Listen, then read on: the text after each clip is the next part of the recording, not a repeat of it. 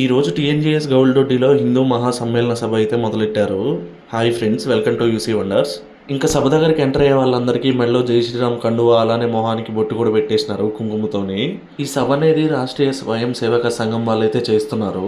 ఈ సభకి గెస్ట్గా గరికపాటి గారు అయితే వస్తున్నారంట. అందుకనైతే నేనైతే వచ్చేసాను. చూడండి, ఈ మెడలో కండువ భలే ఉంది కదా. బహిరంగంగా ప్రకటించారు. హిందువు అని చెప్పుకోవటానికే భయపడేటువంటి, సిగ్గుపడేటువంటి ఒకానొక దుస్థితి సమాజంలో వచ్చింది. స్వామి వివేకానంద ఈ జాతికి ఒక పిలుపునిచ్చాడు. Swami Vivekananda I am a proud of a Hindu అన్నాడు. నేను హిందువుగా పుట్టినందుకు నేను హిందువునని గర్విస్తున్నాను అన్నాడు. ఎక్కడ చెప్పాడు ఆయన? ఢిల్లీలో చెప్పలా, భాగ్యనగరంలో చెప్పలా, అమెరికా దేశంలో 10,000 మంది అమెరికన్ ఆడియన్స్ ఉన్నటువంటి మహాసభలో, 1,100 మంది మత ప్రవక్తలున్న సభలో ఒక్క హిందువు లేచి ధైర్యంగా నేను హిందువునని గర్విస్తున్నాను అన్నాడు.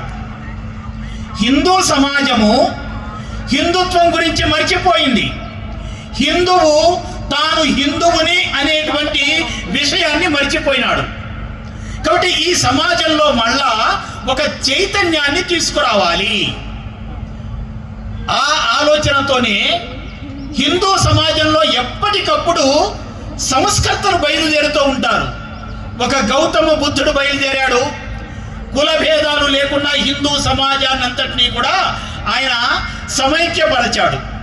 ఒక జగద్గురు శంకరాచార్య సమాజంలో ఉన్న దోషాలన్నింటినీ కూడా తొలగించుకుంటూ హిందూ సమాజానికి హిందుత్వంలో ఉన్నటువంటి గొప్పదనాన్ని గుర్తు చేసేటువంటి ఒక సంస్కర్త అయినాడు.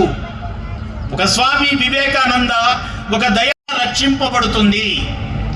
త్రేతాయుగంలో మంత్రశక్తి చేత ధర్మ రక్షణ చేయబడుతుంది.